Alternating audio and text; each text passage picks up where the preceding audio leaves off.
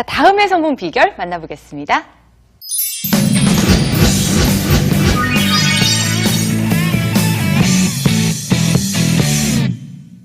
역발상.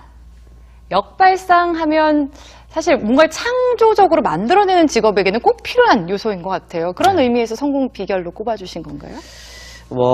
이제 제가 처음에 이제 집을 나와서 네. 마술로 어떻게든 이제 잘 해야겠다라는 생각이 들었는데, 당시에 이제 데이비 카필드의 자서전을 구해서 이제 읽다가 흥미로운 구절을 발견했어요. 내가 미국에서 성공할 수 있었던, 네.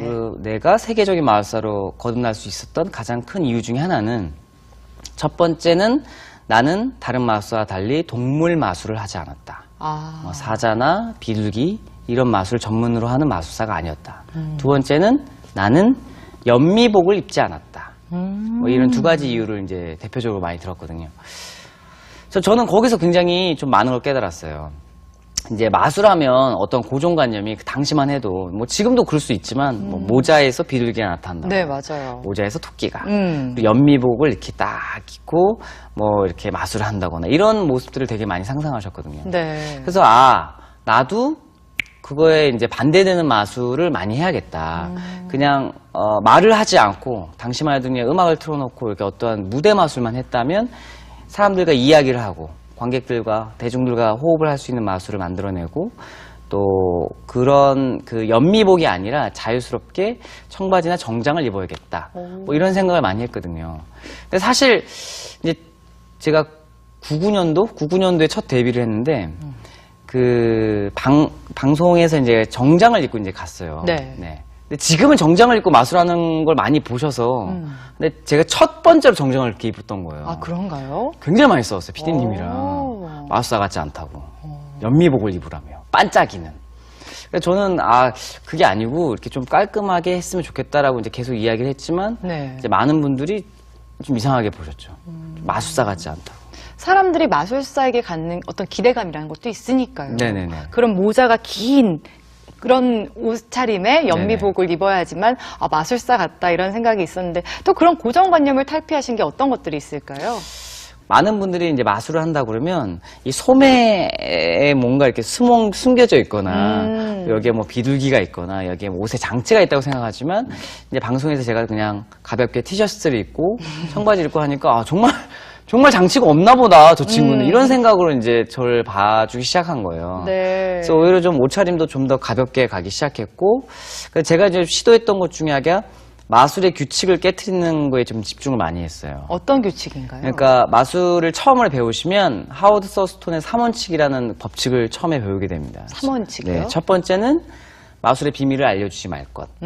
두 번째는 마술의 결과를 이야기하지 말 것. 네. 세 번째는 마술을 같은 사람에게 같은 마술을 2번 보여주지 않을 것.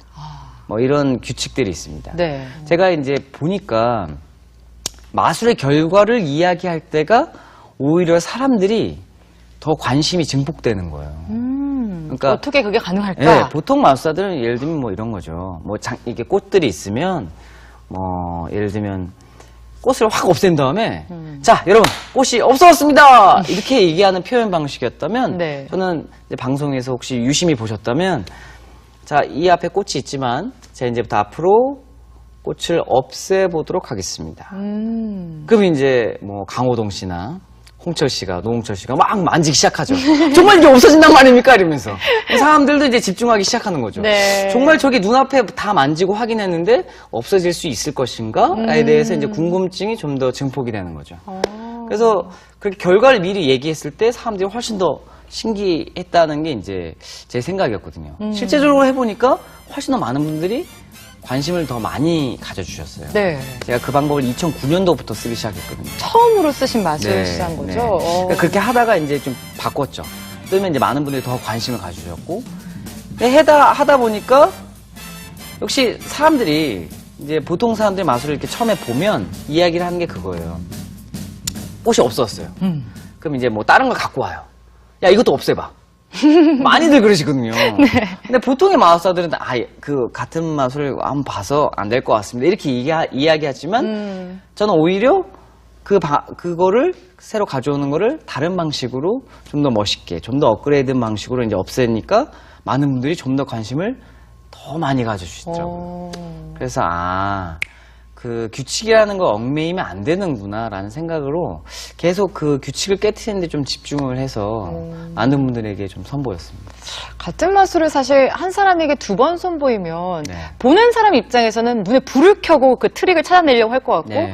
하는 사람 입장에서는 들킬까봐 긴장될 것 같거든요. 네. 근데 그만큼 자기 마술에 자신이 있었다는 거 아닌가요? 조금 어떠한 마술에 대한 거에 대해서 조금 더 경고히 하지 않으면 같은 마술을 2번 보이기 좀 어렵죠. 뭐 긴장을 놓칠 틈이 없겠어요. 네.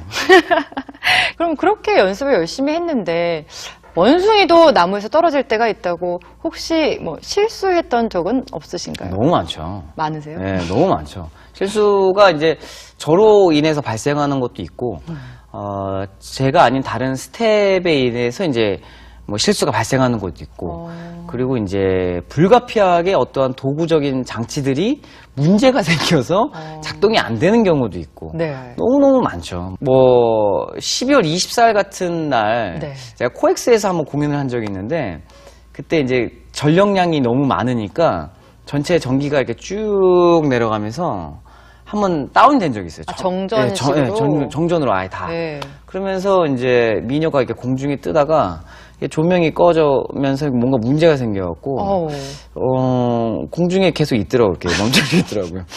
멈춰서 이렇게 뭐 이런 경우도 되게 많아요.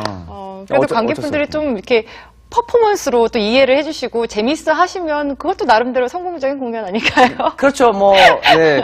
곤란할 경우는 어쩔 수 없이 그냥 잘 수습을 해야죠. 근데 이제, 해리 후딘이라는 정말 그 엄청난, 이제 미국의 유명했던 마술사가 있어요. 그 마술사가 한 말 중에 실수조차도 마치 짜여진 연출처럼 보여주게 하는 마술사가 정말 최고의 마술사다라고 이야기를 하거든요. 그래서 이제 저도 최대한 자연스럽게 하는데 이제 당황스러워요.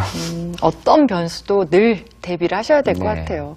이렇게 방송도 참 많이 하시고 공연도 많이 하시는데 그럴 때마다 새로운 마술을 선보이는 게 참 신기해요. 네. 뭐 역발상을 성공 비결로 꼽아주시긴 했지만 주로 어디에서 좀 많이 발상을 얻으세요?